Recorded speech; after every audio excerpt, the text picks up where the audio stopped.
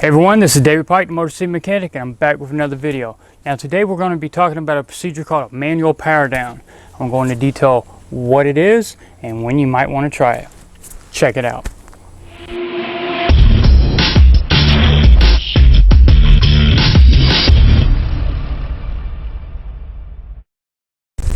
Alright, so let's go ahead and discuss manual power down. What is it? Manual power down is a procedure where we kind of try to wake up a module or a component that's no longer working, that's computer controlled. Now what it is we're disconnecting the battery cables. You could try disconnecting the negative and see what happens, but usually what happens is the modules themselves or computers have capacitors built into them. Those capacitors have the ability to store voltage. So even though the negative cable's been disconnected, those modules still have some stray voltage or parasitic voltage stored inside of them. So just by disconnecting negative doesn't always help. What you have to do sometimes is disconnect both the negative and positive. And both cables disconnected, you're going to hold the terminals together for approximately 1.5 to 2 minutes. At that point, the capacitors have been completely discharged. There's no parasitic voltage or stray voltage stored in none of the modules. We can now reconnect the battery cables and we go from there to see if the problem's been resolved or if that component started working again. Now sometimes that helps remove a glitch or a module that just kind of locked up momentarily.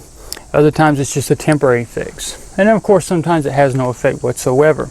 But it's definitely something you can try depending on the scenario or problem that you're having. It doesn't cost anything and there's no harm in doing it. I know people keep getting a little worried when you take cables loose and hold them together.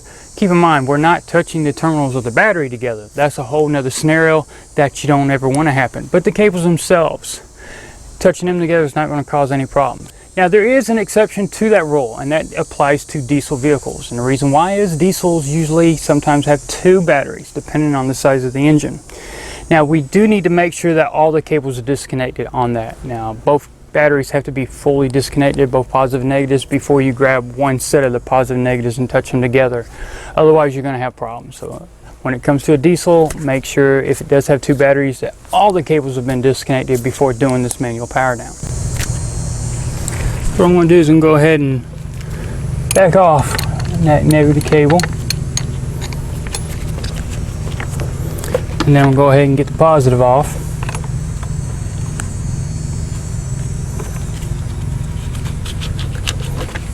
Now, what you can do, if you're worried about them cables or anything making contact with 2 battery posts, you could just lay something across it. Could be a towel, could be a piece of cardboard, fender cover, whatever you can find.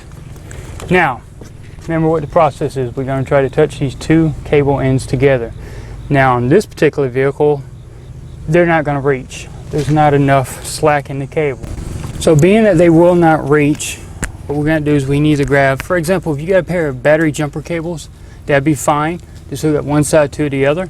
If not, if you got a spare jumper wire laying around of some sort, just hold it together for 1.5 to 2 minutes. Now that the 2 minutes is come and gone, we move our little protective cover we put down to cover up the posts on the battery. Go ahead and install the positive first, and then go ahead and install the negative, and then we'll go ahead and start snugging everything down. And then what we'll do is we'll work on seeing if the problem's been resolved. Now like I mentioned before, the manual power down may help you, it may not. It's not going to cause any problems, so there's no harm in trying it. So just see if it helps your situation. If not, then you're going to have it diagnosed and taken somewhere else and a part replaced or some kind of repair done. So at this point, if you liked the video, please give it a thumbs up on YouTube. Don't forget you can check me out on Facebook, Instagram, and Twitter. And if you got any comments or suggestions about the video on the manual power down or anything Chrysler, Dodge, Jeep, or Ram related, you can always email me at david@motorcitymechanic.com and I'll try to get back to you in a timely manner. Once again, everyone, thanks for checking out these videos.